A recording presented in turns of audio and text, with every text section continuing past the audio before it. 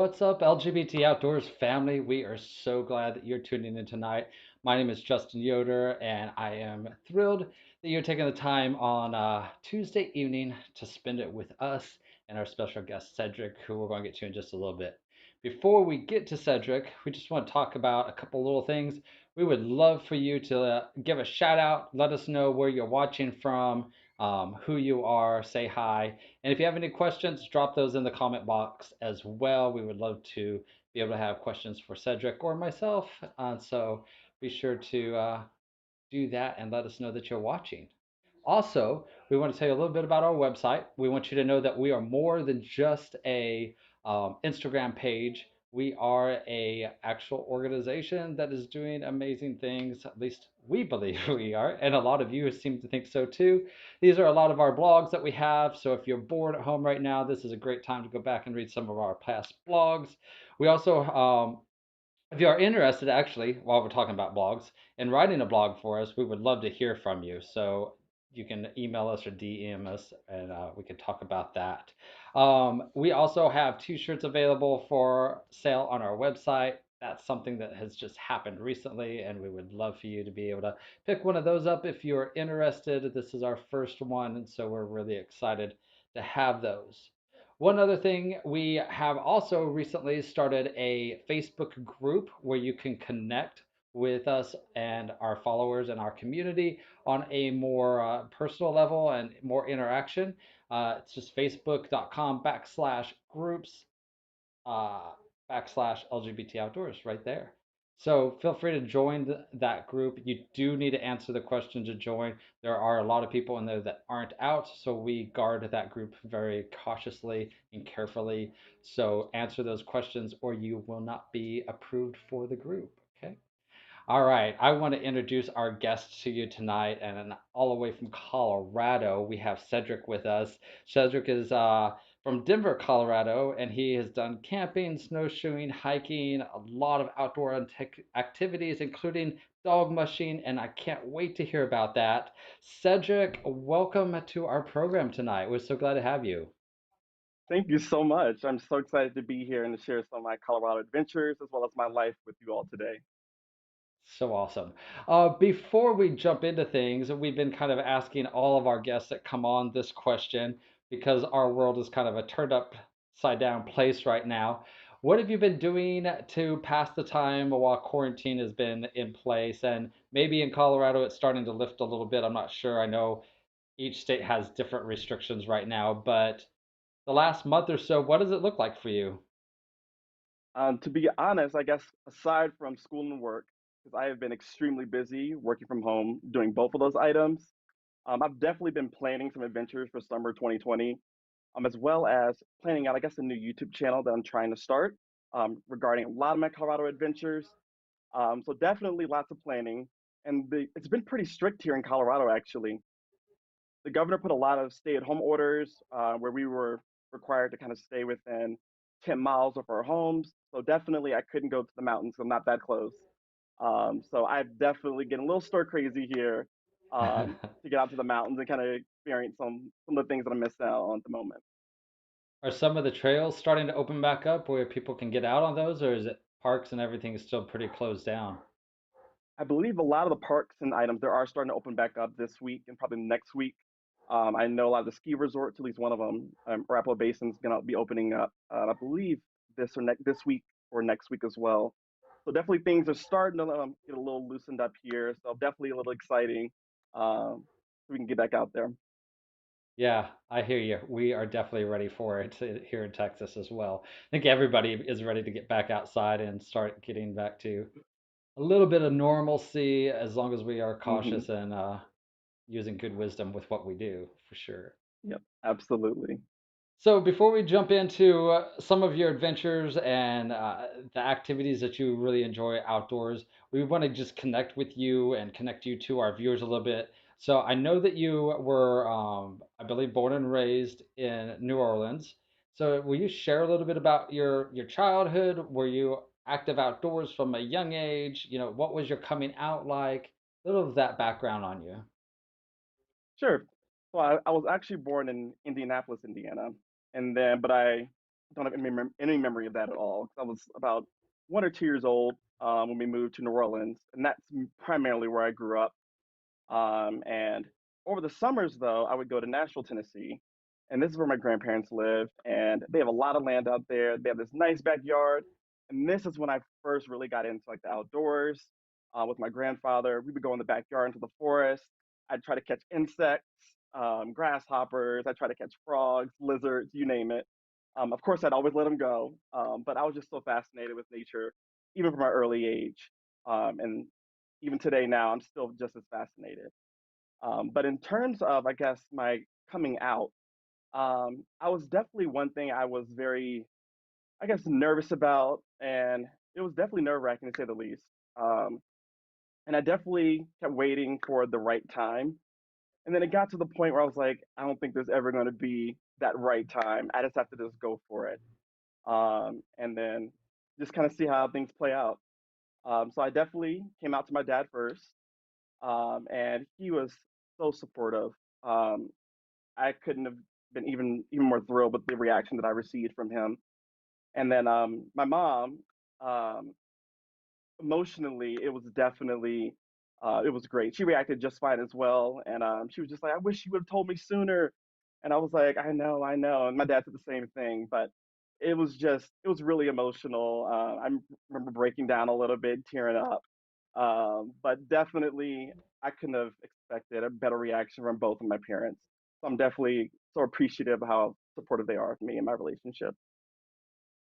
That's amazing. It's so encouraging to hear that, and I hope as the years go on and more people become more accepting, more people can have an experience like yours and have that acceptance and not be so afraid of the rejection that can come along with it. I know, like, for my family, that's not the story that I've had, and parents are definitely not supportive or accepting. But then my husband's is very supportive and are just incredible. So at least we have half of them. That is amazing to go Right. visit and have that family connection with. So glad that has worked out well for you. And then you ended up in Colorado. How did you end up in Colorado? Yeah. So I guess my fiance and I, we were both, I guess, studying slash teaching abroad in Wuhan, China, and we actually met there, and we ended up, I guess, backpacking across Southeast Asia for about a month, and I guess And spending, I guess, a few more years in China, And and then that we all was decided all to, before this, and that's all before this outbreak happened. yes, definitely. This was Just back to in be like clear. 2011, right? Yeah, so this was back in what, 2011-ish. Okay. And then we decided that, you know what, let's move to Colorado. And we went ahead and did it. So I was definitely, I mean, it was definitely a little terrifying making that huge jump because not only you're not moving back home, you're moving to a whole new state, new city. And to be honest, we'd never even been there before.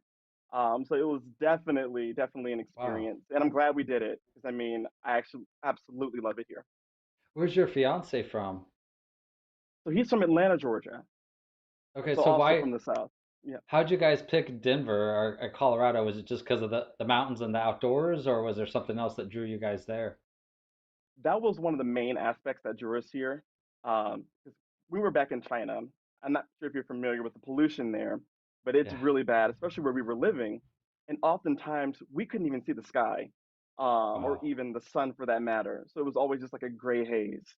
So we Wow. definitely were trying to find something the exact opposite of that, 100%. And Colorado definitely was it for sure. That's really cool. And so you get to Colorado and you start getting even more involved with outdoor activities. And some of those activities, share with us what those are and like maybe some of your favorites and how you got even started in them. Sure. So a lot of the activities that I got, I guess, involved with was mainly due to my fiance Jared. So I would say like the week within we moved here, we haven't even fully unpacked yet, and he was like, "Let's go hiking." I was like, "All right, let's do it." So we went to Twin Sisters as well as St. Mary's Glaciers. They were both our first hikes, and from then I was hooked. I just couldn't wait to get back out there and experience that next adventure. So it definitely started with hiking. Then we kind of graduated to snowshoeing. And then I started snowboarding as well, and that's something that was completely new to me. Growing up in the South, we never really got that much snow. There's not really much hills, especially in Louisiana. It's definitely swampy. Yeah, So we definitely weren't doing any winter sports there. But definitely, I picked it up pretty quickly, and I love it. that's really cool. Was your fiance, was he very outdoors type of a guy beforehand, or is this something that you both kind of embarked on together? Definitely, I think he was definitely more the outdoorsy one compared to me, because definitely once I got towards, I guess young adulthood, I wasn't as actively involved in the outdoors as I was when I was a child, but I definitely believe he was definitely more the one that was into that for sure. That's cool. What's some of your favorite experiences that you've had in the outdoors? My favorite experience definitely is going to be one that actually happened earlier this January. And it was definitely a gift to us by my future in laws. So we went dog mushing, and this was a little bit outside of Steamboat Springs. Took a back road all the way to get there. And when I tell you, it was a great experience from the beginning to the absolute end. So when we first got there, they taught us I guess, work with these dogs. So we didn't just go on a ride. It was mainly is you learned the entire experience and how to do this. And I think that was so neat. Just being able to interact with the dogs in this way, and as well as feel like you were able to control the dogs and command them to kind of do what you say. And it was just phenomenal. They were so well trained. They were so sweet. Definitely encourage anyone out there to definitely give it a try if you're here in Colorado. So is dog mushing a very common thing in Colorado? Because when I think of dog mushing, I'm thinking Canada, Alaska, all these far away places. And so I was really surprised to hear dog mushing in Colorado. To be honest, actually, I was too. I actually didn't know that was here in Colorado until this was gifted to us. Because I thought the exact same thing. It was kind of something where in Canada, Alaska, where it's really those extreme cold temperatures and you have deep snow, that really where that happens. But no, we ended up finding that there were several places out here that have it in the rural areas, and it was phenomenal. Yeah, That's amazing.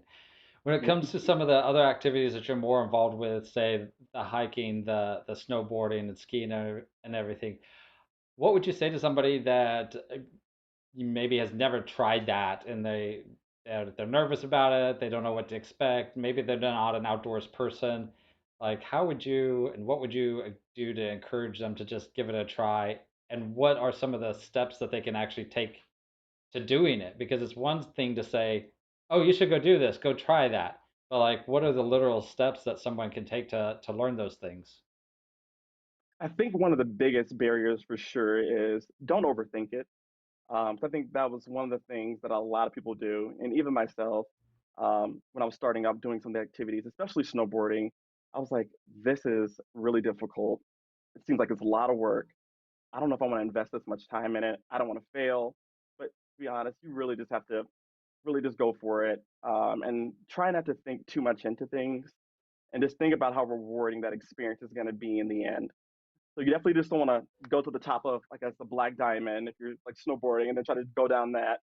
But you definitely want to take baby steps and do something that's a little easier, especially even for hiking. You don't have to go on a very long hike. Just go on one that's pretty short. And one here that I always recommend to people is St. Mary's Glacier. You know, my friends that come to visit. It's not a very strenuous hike, but you definitely do get a little workout. But the workout you do get a reward at the end, which is pretty phenomenal, and which I absolutely love. Um, so that would be some of my advice that I would give to someone for sure that's interested in kind of starting to get into the outdoors. Very cool. If somebody's trying to go on a hike and they want to start, I mean, it sounds, like it could be very simple from just throwing on a pair of shoes and grabbing a water bottle and going out your front door. But when you start going into the mountains, there's probably some precautions that you want to take or specific things that you want to be sure that you take along with. What are some of those things to make sure that it's a successful hike and you don't get out there and are just like, crap, I wish I would have known to bring this or should have done that differently? Right. And that's definitely a huge thing. And definitely something that I initially didn't take much into consideration when I first started hiking to the mountains.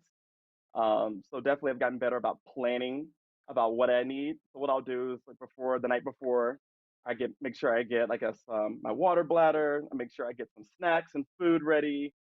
We also have a satellite GPS phone. We always have that because you just never know what could happen when you're out there.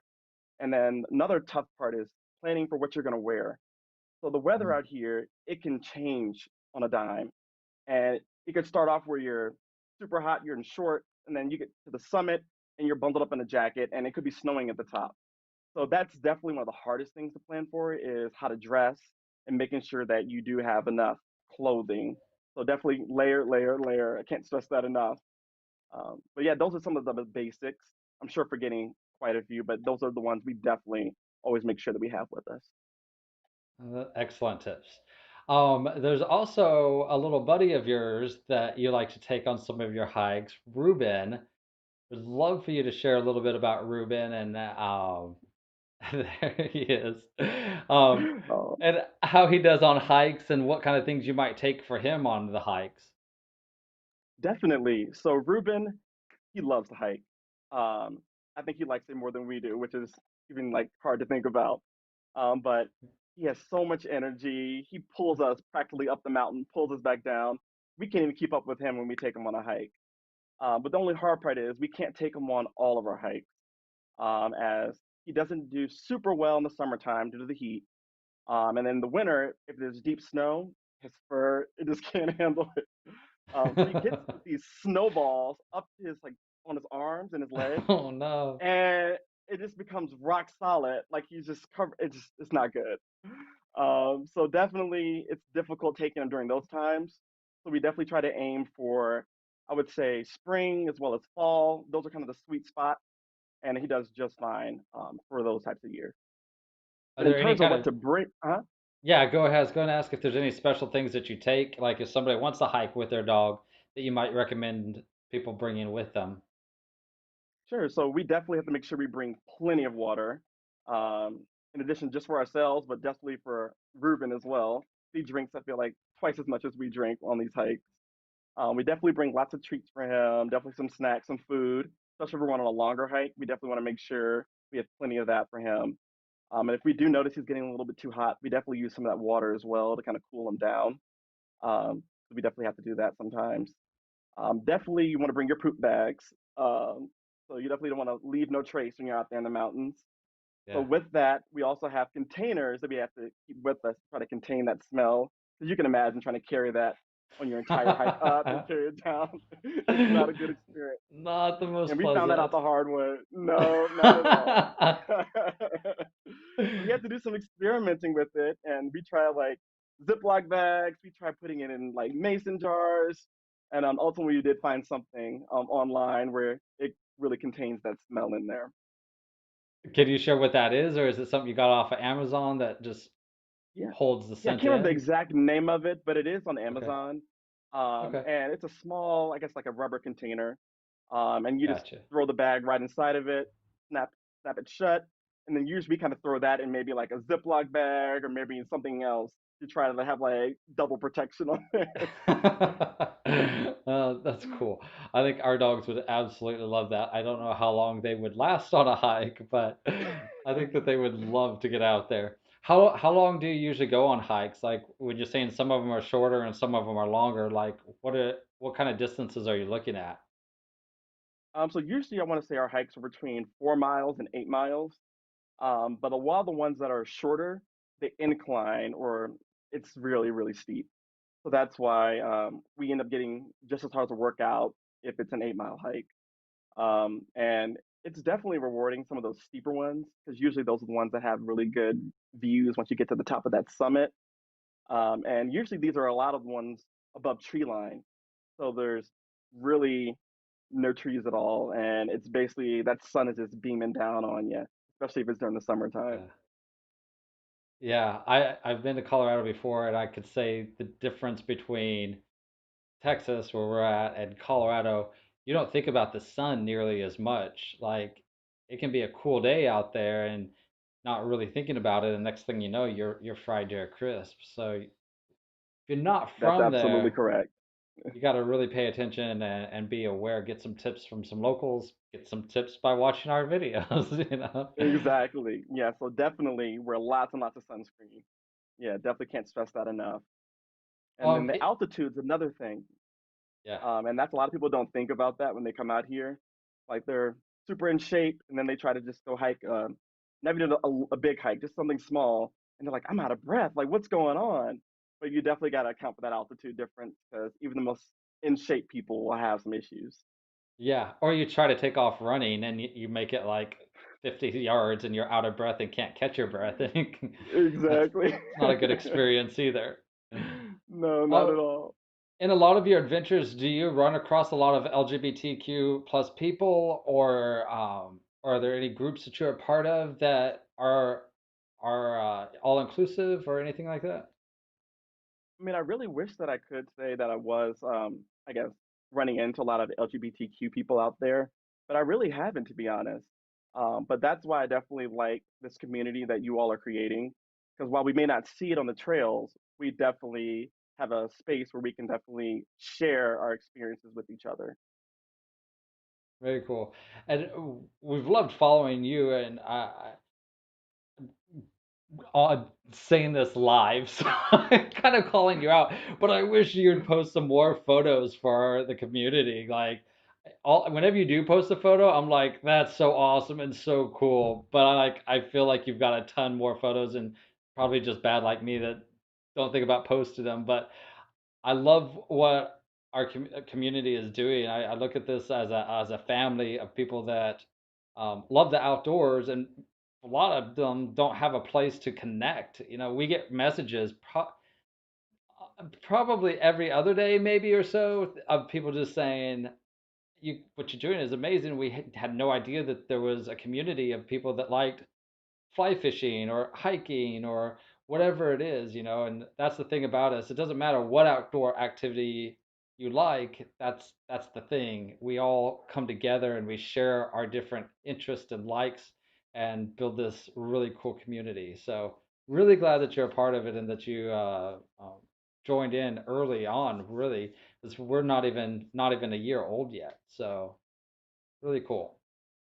Yeah, Um, I'm definitely glad to be a part of it.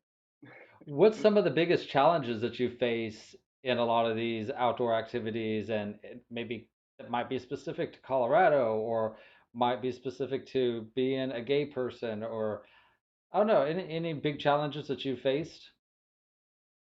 Hmm. I guess personally, one of the biggest challenges that I face is I like to take my time when I'm on a hike. I like to just take everything in. Um, of course, I like to photograph a whole lot of things, which is definitely a huge problem for me. If it was just me by myself, I'd probably be there all day and night just photographing stuff.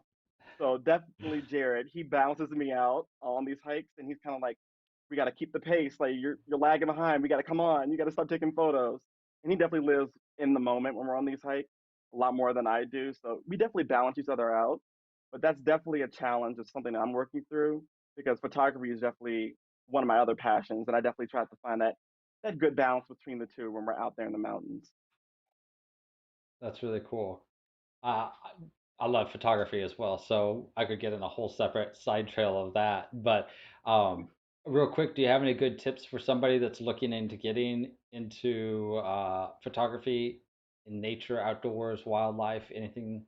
Um, Somebody just brand new and they're just wanting to get into it. Any good suggestions? So definitely, I wouldn't go out and buy, I guess, the most expensive equipment that you can find, especially for photography when you're getting out, just starting out. Definitely, you can get something entry level. Invest in some good lenses, 100%, and then just start going out there, maybe looking at tutorials, maybe get a guidebook, and definitely just start going through it and just starting to try to develop your skills.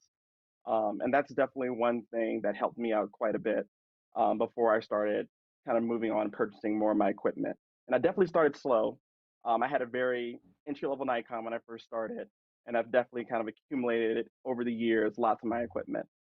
Um, and it's been great. And I definitely had to figure out how to capture, I guess, nature because it's definitely different from just photographing, I guess portraits or things like that. So you definitely have to do some research and kind of figure out how to get the lighting right and things like that. Yeah, absolutely. My main profession is a wedding photographer, which right now is really difficult and challenging. But the gear Okay. can be very expensive and people can get overwhelmed very easily. And one thing that I always tell people, no matter what you're going to photograph, if if you can't take a good photograph with an inexpensive camera, you're not going to be able to take a great photograph with an expensive camera. So start with the inexpensive stuff and build your skill up before even thinking about dropping that money on it, because it definitely can be very expensive once you start doing that. Absolutely. Yep, absolutely. I want to give a quick shout out to your family, actually. There's a lot of your family that are watching right now. Belinda, Jacqueline, Colby, Wendy, Brienne. Thank you guys for watching. We're so glad that you're here. So, and all of you, obviously you know Cedric, but if any of you want to put Cedric on the spot and ask some questions, feel free to do that as well. No pressure. Um, so we talked a little bit about some of your favorite moments being the dog mushing. Are there any other really cool moments? I know for me as a person that loves outdoors, I can think of some very simple things from watching the sunset, at the Grand Canyon, or little simple things to really big things. But there are always those things that just are like, oh, I really remember that moment. I mean, one cool moment that I know I can remember too is like we were in Montana a couple years ago.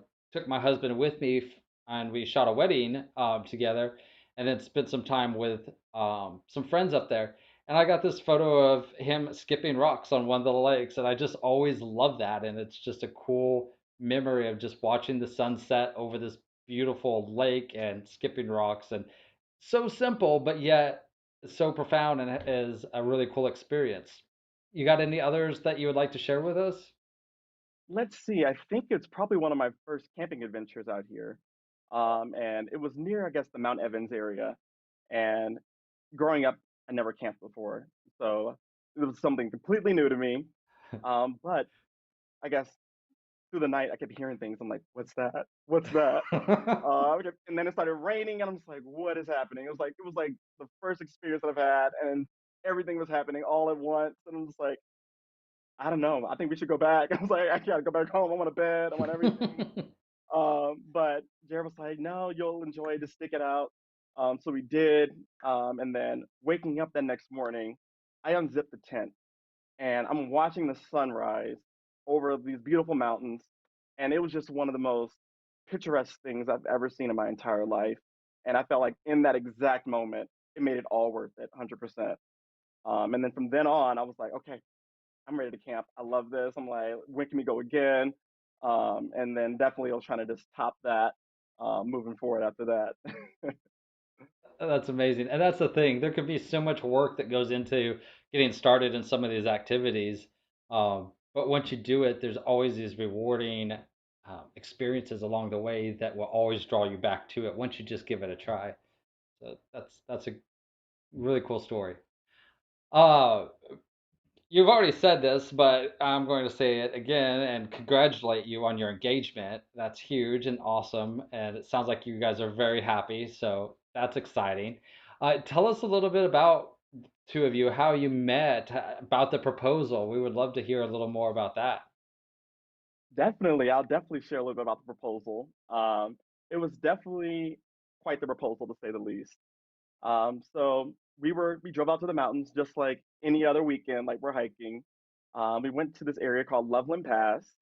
And then I guess the first tip is when we started the hike, he wouldn't give me the name, I guess, of the trail or the hike that we were doing. I was like, okay, that's a little strange, but all right, I'm going with it. I'm going with it. So we were on this hike, and it was, I guess, back in November, and it was absolutely freezing. It was some of the strongest winds that I've ever experienced on a hike. Snow was just hitting us in the face.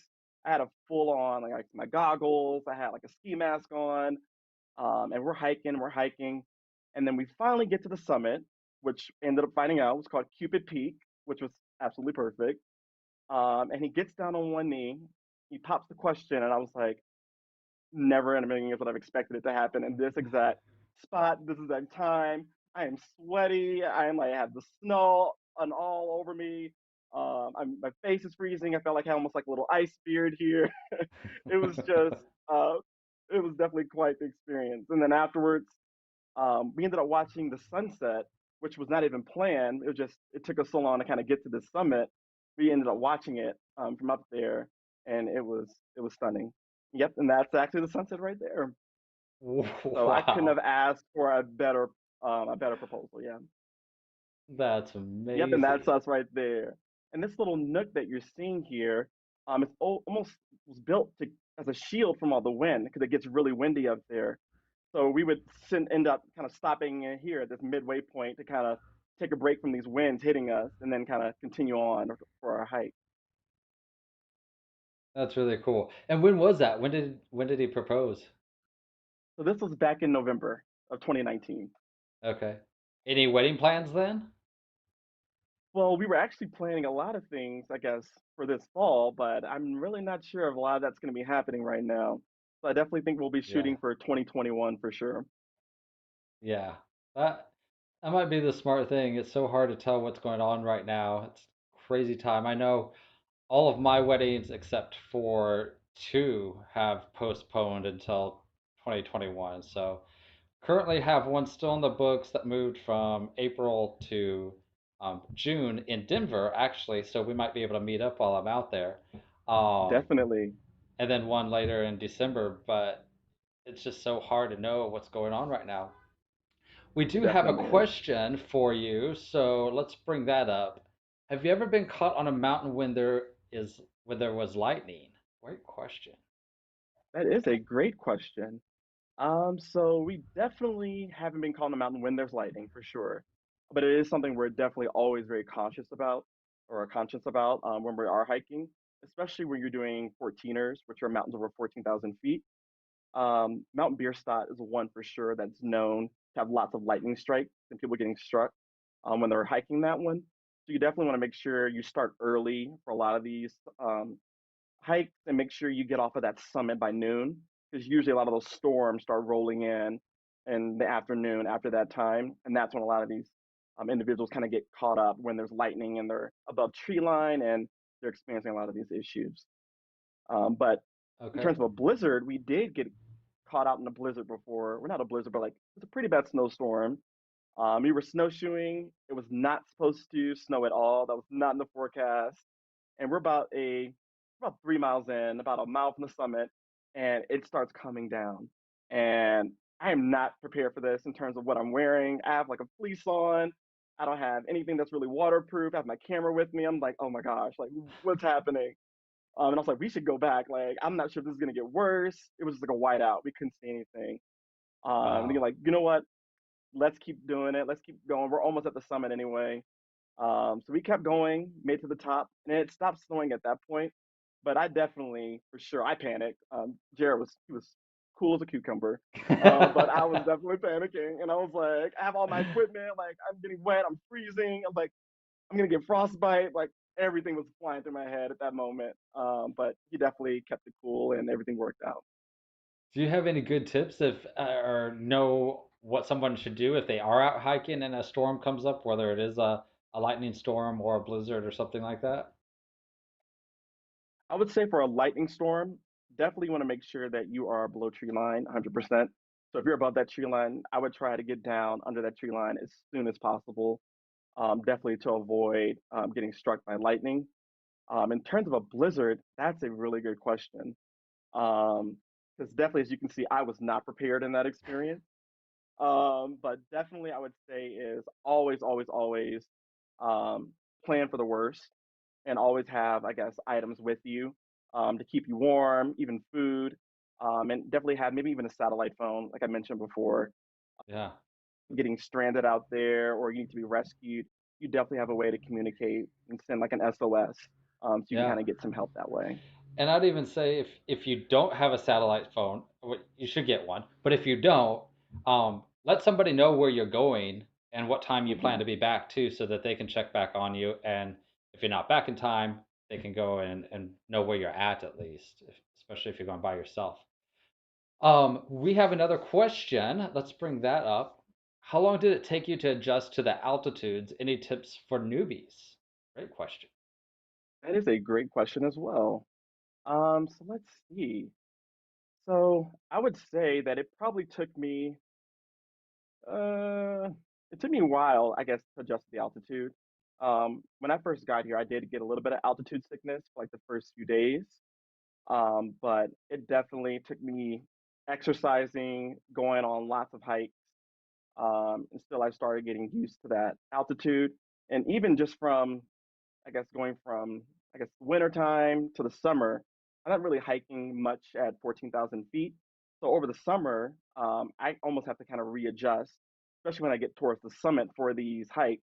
So I take two steps and I'm like gasping for breath, and I'm like, oh my gosh, this is taking me forever to get to this summit. So I definitely think you have to just keep doing it consistently, and I think over time you will kind of get used to it. But I would say definitely will take quite a few hikes for sure. Yeah, good advice. So one of our biggest things and our mission is connecting the LGBTQ plus people to the outdoors and to each other. So we are always encouraging people to get outside and just try things. If you were to talk to somebody and they weren't an outdoors person, they don't know anything about hiking, and maybe they're scared of it and they just think something bad's going to happen, or whatever the case is, what would you say to them to encourage them to just try it and get out there?